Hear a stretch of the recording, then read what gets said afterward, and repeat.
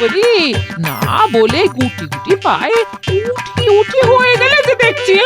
আহ, এটা আমার রোজগারের কাজ। এটা না করলে রোজগার হবে কি করে বলো দেখি? রোজগার তো করতে হয় খরচা করার জন্য, কিন্তু তোমার তো দেখছি খরচা করার কথা শুনলেই গায়ে জ্বর আসে। দেখো কৃষ্ণনগরে যা গরম পড়েছে, এমনিতেই যাতেই হাত দেবে তাতেই মনে হবে জ্বর এসেছে। আমি তখন ছাড়। শুধু এই কথা বলে তুমি চলে গেলে চলবে? হ্যাঁ, যেতে তো হবেই গিন্নি, না যেতে দিলে খেতে পাবে না। বাড়ি ফিরে এসো, তারপর তোমার সাথে কথা আছে। কদিন পরে আমার ভাই আসবে, ভালো মন্দ খাওয়া দাওয়ার ব্যবস্থা করতে হবে। হ্যাঁ, হ্যাঁ, আবার শ্যালক বাবু আসবেন, উনি এলেই তো আবার খরচা। উফ, আর পারি না। এদিকে এত গরম, বৃষ্টি বাদলার নাম গন্ধ নেই।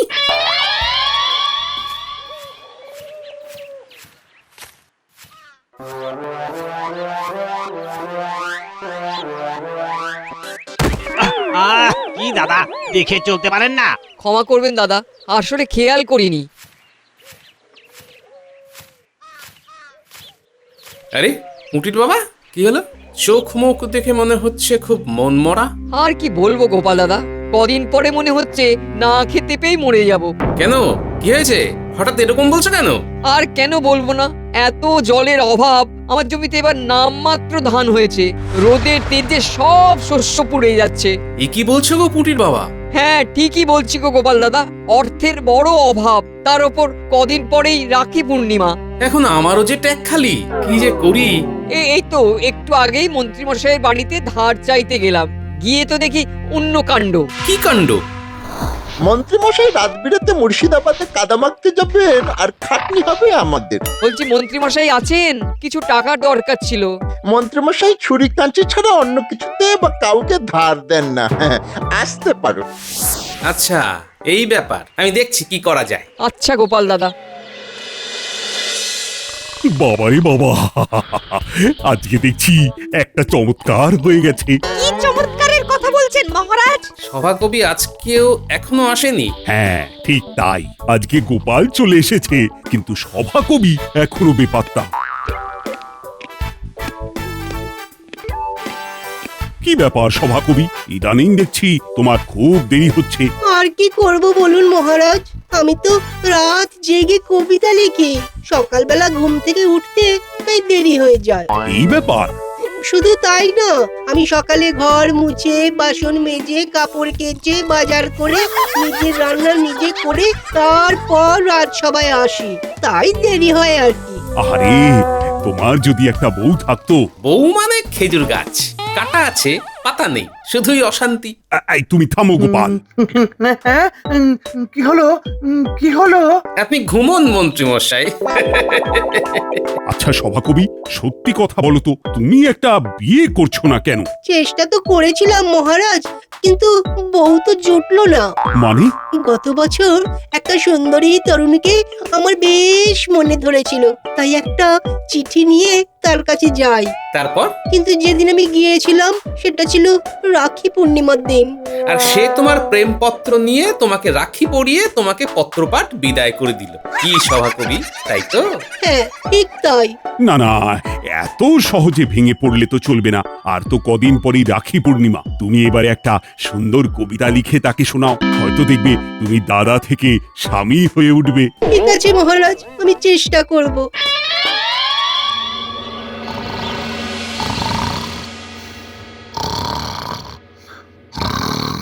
ওই তুমি তো সেই ভোরবেলা যে ফিরলে, কি হলো কিছুই তো জানালে না।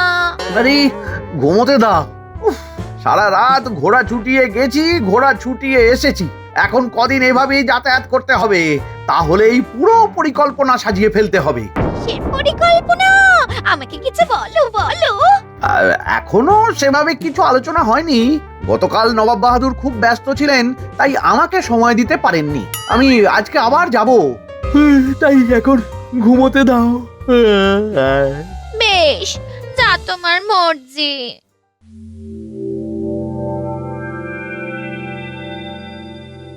শোনো পুটির বাবা, আমার সাথে একজনের কথা হয়েছে। উনি আজ রাতে কিছু অর্থ ধার দেবেন। তাহলে তো খুবই ভালো হয় গোপাল দাদা, কটা দিন খেয়ে পড়ে বাঁচতে পারবো।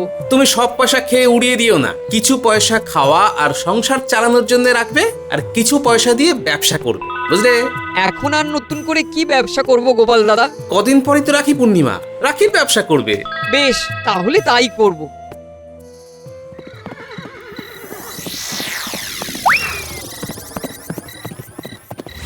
আরে আরে, মন্ত্রীমশাই আজকে রাতেও ঘোড়া নিয়ে বেরোচ্ছেন?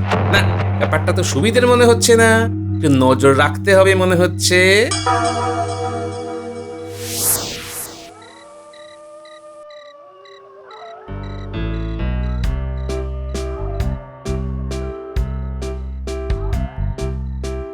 এ কি বিজ্ঞানী, তুমি এই ভর সন্ধেবেলা বাড়ির বাইরে দাঁড়িয়ে পায়চারি করছো যে?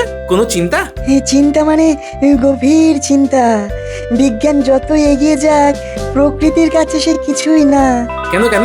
এই দেখো না, আমাদের কৃষ্ণনগরে এত গরম, আর ওদিকে মুর্শিদাবাদে শুনেছি নাকি বৃষ্টি হয়ে একেবারে চারিদিক কাদা কাদা অবস্থা। আচ্ছা, সেই জন্য আজ সকালে মন্ত্রীর ঘোড়া পরিষ্কার করছিল বটা কি ঘটা। হলো গোপাল, কি আবার ভাবছো?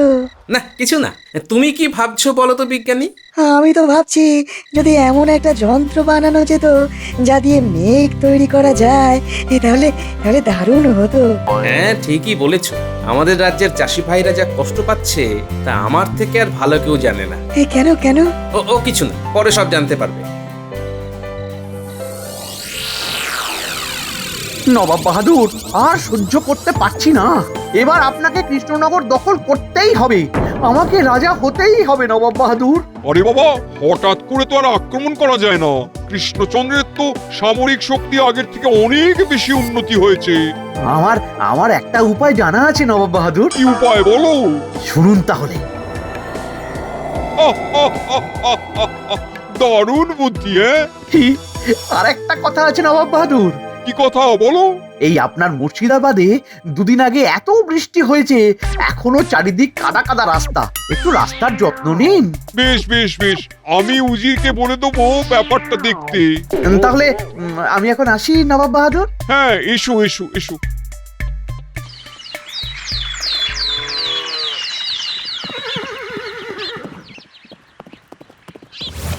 আচ্ছা, যা ভেবেছিলাম তাই, গতকাল রাতেও মুর্শিদাবাদে গিয়েছিলেন। এই আজকে কিন্তু তোমাকে বলতেই হবে। হ্যাঁ, আজকে তোমাকে বলেই ঘুমাবো। ঘন্টাখানেক না ঘুমালে শরীরে বল পাবো না। তাহলে বলো। শোনো, আর তো কয়েকদিন পরেই রাখি পূর্ণিমা। হ্যাঁ তো। ঠিক রাখি পূর্ণিমার দিন রাতের বেলা নবাব বাহাদুর সাধারণ গ্রামবাসীর ছদ্মবেশে অনেক প্রহরীকে কৃষ্ণনগরে পাঠাবেন। ওমা, তাতে কি হবে?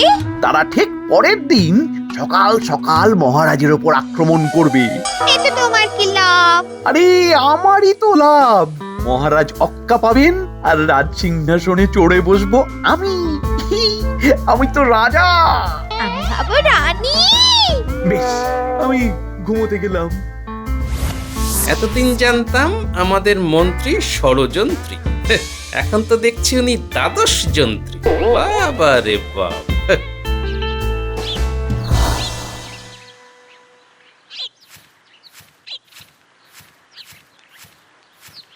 ওই তো তোমার গোপাল দাদা এসেছে। সারা রাত কোথায় ছিলে গো? সেসব তোমাকে পরে বলবো, তুমি এখন ঘরে যাও দেখি। আর শোনো পুটির বাবা। অর্থের জোগান হয়েছে? হ্যাঁ হয়েছে। শোনো, আমাদের কৃষ্ণনগরের সকল পুরুষদের জন্য তোমাকে রাখি বানাতে হবে। এত রাখি কে কিনবে গোপাল দাদা? আরে কিনবে কিনবে, হ্যাঁ সব রাখি যেন একই রকম দেখতে হয়। সে ঠিক আছে, কিন্তু হাতে মাত্র কটা দিন সময়, এর মধ্যে এত রাখি কি করে বানাবো? সে তুমি তোমার গিন্নিকে সাথে নাও, পাড়ার লোকজনকে দিয়ে বানাও। আচ্ছা আচ্ছা ঠিক আছে। আমি তোমার জন্য মোহরগুলো নিয়ে আসছি।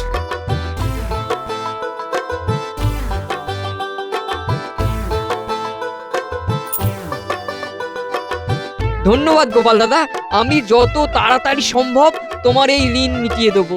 আমার না, আমি যার কাছ থেকে ধার নিয়েছি তার ঋণ। হ্যাঁ হ্যাঁ হ্যাঁ, নিশ্চয়ই নিশ্চয়ই। এই যে শোনো, উপকার করছো ভালো কথা, কিন্তু একজনের জন্য উপহারও কিনতে হবে, সেটা মনে আছে তো? কি কার জন্য আবার উপহার কিনবো? এই গিন্নি, তুমি আমাকে রাখি পরাবে নাকি যে তোমাকে আমি উপহার দেবো? এই কথা ঘুরিও না। রাখি পূর্ণিমার দিন বিকেল বেলা আমার ভাই আসবে। ও চিঠিতে লিখেছে কি তোর হাতে রান্না অনেকদিন খাইনি, তাই 1 সপ্তাহ তোর বাড়িতে থাকবো, জমিয়ে খাবো। হ্যাঁ, আর জামাই বাবুর ট্যাঙ্ক ফাঁকা করবো। ও কিন্তু খাসির মাংস খেতে খুব ভালোবাসে। আমার মাথাটাই দিয়ে দিও। যত সব, এমনিতেই ধার দেনা করে লোকজনকে সাহায্য করছি, তার মধ্যে যত সব আদিক্ষেতা। তুমি আমার ভাইকে নিয়ে এরকম কথা বললে? থাক, আমার ঘাট হয়েছে। ঘাট না, পুকুর। যাও পুকুরে গিয়ে স্নান সেরে এসো। মানুষটা রেগে গেছে, একটু একটু তদবির করে খাওয়াতে হবে। হ্যাঁ,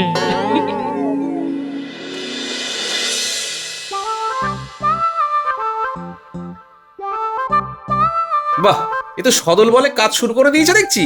হ্যাঁ, ছেলে মেয়েগুলো কাজের ফাঁকে আমাকে সাহায্য করছে। বিশ্বের ইতিহাসে প্রথমবার নিজের রাখি নিজেই বানাচ্ছি। কেন কেন? ওমা, এই রাখির মধ্যে থেকেই তো একটা রাখি পুটি আমাকে পরাবে। তাও বটে। তা পুটির বাবা, আমার কথাটা মনে রেখে কাজ করছো তো? হ্যাঁ গোপাল দাদা, সব রাখি একরকম নকশার হচ্ছে, এই নিয়ে তুমি কোনো চিন্তা করো না। বেশ বেশ বেশ, তাহলেই হবে।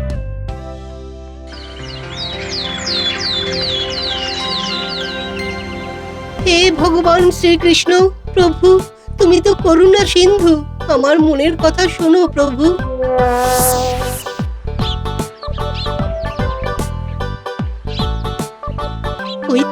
ওই তো এক রূপসী, যাই এই বেলা মানে মানে মনের বার্তাটা প্রেরণ করে আসি। কি আপনি আমার পথ আটকালেন কেন? আমাকে যেতে দিন। যেতে দেব না আমি তোমায়, রাখবো আমার মনে। তুমি যেন চপলা হরিণী শিমুল পলাশ বনে, কি তোমার রূপের ঝলক পড়ে না মোর চোখের পলক। তোমাকে আমি রাখতে চাই নিজের ঘরণী করে, আমার হৃদয়ে আর কেউ নেই, আছো তুমি শুধু। তুমিই আমার গিন্নি হবে, হবে কি আমার বধূ? ধন্যবাদ দাদা, আমি জানি তুমি আমাকে ভালোবাসো, কিন্তু আমি তোমাকে স্বামী হিসেবে পেতে চাই না।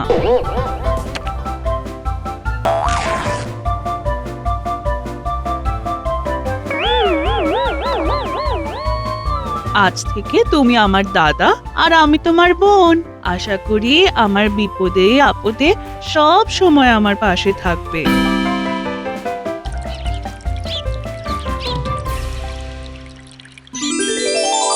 দেখেছো, আজ এই পুণ্য দিনে সবাই রয়েছে, শুধু মন্ত্রী নেই। বাদ দিন মহারাজ, মন্ত্রী মশাই এমনিতেও রাত সময় এসে কদিন ধরে ঘুমোচ্ছিলেন।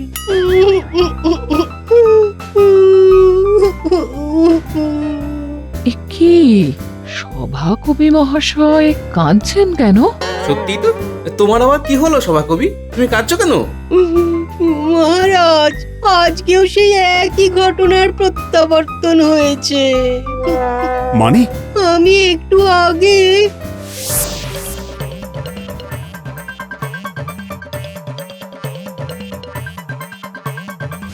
কষ্ট পেও না সভাকবি, একদিন তুমি ঠিক তোমার নিজের মনের মানুষ পেয়ে যাবে। হ্যাঁ, আর কান্নাকাটি নয়, তোমরা সবাই একে একে এসো, আমি তোমাদের আজ রাখি পরাবো।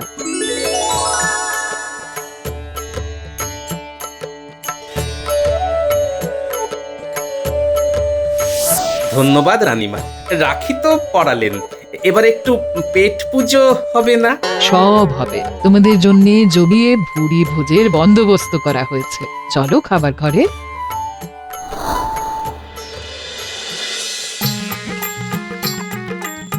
রানীমার লুচির সাথে এই কাবলি ছোলা আর পনিরের তরকারিটা যা হয়েছে না, কি বলবো। সুস্বাদু সুস্বাদু।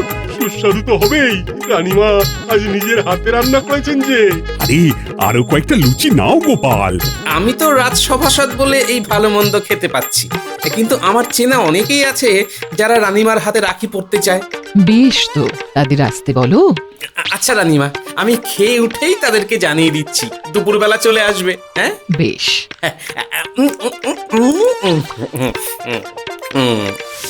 শোনো শোনো শোনো, আজ রাখি পূর্ণিমা। এই উপলক্ষে কৃষ্ণনগরের সকল পুরুষকে আমাদের রানীমা রাখি পরাবেন। তাই আজ দ্বীপ্রহরে সকল পুরুষের রাজবাড়িতে নিমন্ত্রণ রইল। আরে আমাদের সবার নিমন্ত্রণ, কি আনন্দ, কি আনন্দ। এ কি গোপাল, তুমি যে বললে কয়েকজন আমার হাতে রাখি পড়তে চায়? না মানে রানীমা, ওই প্রথমে কয়েকজন ছিল, তারপরে ভেবে দেখলাম তাদের পাড়া প্রতিবেশী যদি হিংসে করে, তাই সকল কৃষ্ণনগরবাসীকে নিমন্ত্রণ জানিয়েছি। কিন্তু এত রাখি পাবো কোথায়? হ্যাঁ, এই হঠাৎ করে রাখি কিনবো কোথা থেকে? সব ব্যবস্থা করা আছে রানীমা, এক্ষুনি চলে আসবে। শুধু মহারাজ দামটা দিয়ে দিলেই হবে। এই তো আমি চলে এসেছি। প্রথমে প্রহরী ঢুকতে দিচ্ছিল না, তারপর গোপাল দাদার নাম করতেই ঢুকতে দিল। বাবা বাবা বাবা, এ তো দারুণ বানিয়েছে রাখি। আমরা সবাই মিলে বানিয়েছি। বাবা বাবা, তা কত মোহর হয়েছে? সব মিলিয়ে 250 মোহর মাত্র। আচ্ছা আচ্ছা, আজ সন্ধেবেলা এসে নিয়ে যেও। বেশ মহারাজ। বেশ ফটিক বাবা, তাহলে তোমাকে দিয়েই কৃষ্ণনগরের সাধারণ গ্রামবাসীদের রাখি পরানো শুরু করি। এ তো আমার পরম সৌভাগ্য। আমাদেরকেও রাখি পরাবেন তো রানীমা? নিশ্চয়ই নিশ্চয়ই, আয় আয়, এদিকে আয়, পরিয়ে দি।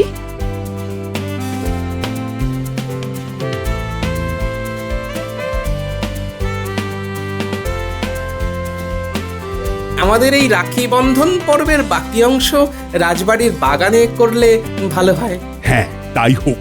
আর পুঁটির বাবা আর বাচ্চারা, তোমরা কিন্তু রাজবাড়িতে খেয়ে যেও।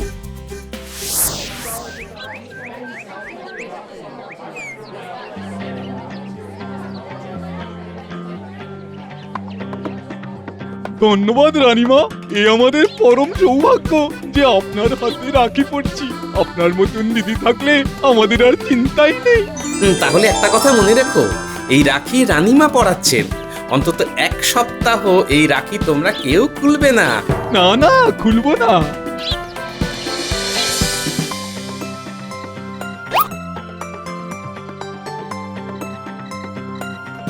গোপাল, তুমি কিন্তু এটা ঠিক করনি। ভোজকিমির একটা সীমা আছে, একেবারে সকল প্রজারা।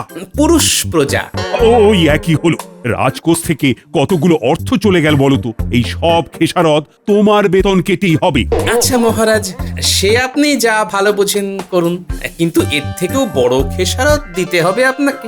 মানে কি বলতে চাইছো খুলে বলো। তাহলে শুনুন মহারাজ।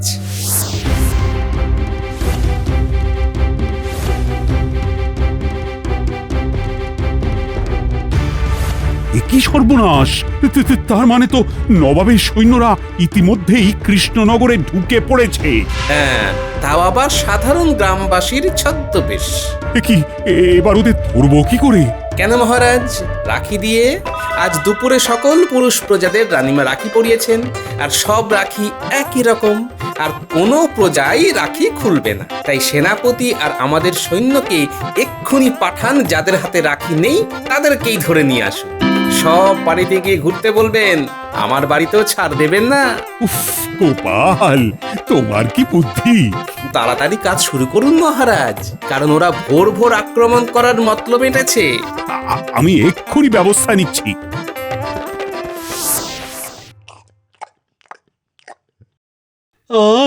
দিদি, তোর হাতের রান্নার কোনো তুলনা নেই। কিন্তু চট করে হাতটা ধুয়ে নাও দেখি। যা বলছি তাই করো না, পরে আবার খাবে। গিন্নি, এবার এই রাখিটা তোমার ভাইকে পরিয়ে দাও, নইলে বিপদ এক্ষুনি ঘনিয়ে আসবে।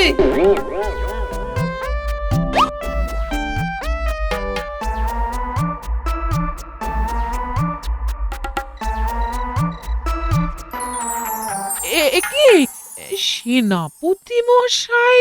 হ্যাঁ, দেখি দেখি আপনার হাত দেখি, কবজিটা দেখি। এই তো দেখুন না। ঠিক আছে, এই কবজিতে রানীমার পরানো রাখি আছে।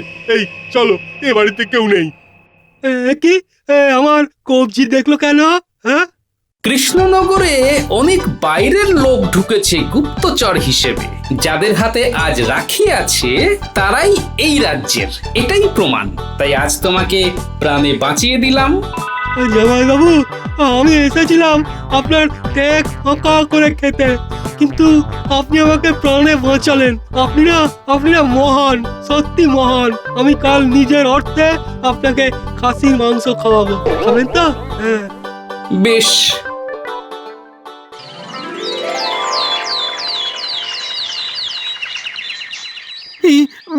বিশ্বাস করুন মহারাজ, আমি আমি আমি আমি আপনাকে বুঝিয়ে বলছি। আর বোঝাতে হবে না মন্ত্রী, তোমার সব চক্রান্ত ধরা পড়ে গেছে। হ্যাঁ, সব এই মন্ত্রী মশাইয়ের জন্যই হয়েছে। উনিই আমাদের নবাব বাহাদুরকে এই বুদ্ধি দিয়েছিলেন মহারাজ। আর গোপাল সব চাল পাঞ্চাল করে দিল। সেনাপতি, বলুন মহারাজ। এদের সবাইকে বস্তায় বেঁধে নবাব বাহাদুরের কাছে পাঠিয়ে দাও। আমাকেও পাঠিয়ে দেবেন মহারাজ? হ্যাঁ, তোমাকেও, কারণ তুমি আজ থেকে আর কৃষ্ণনগরের মন্ত্রী নও। যে থালায় খায় সেই থালায় ফুটো করে। গোপাল,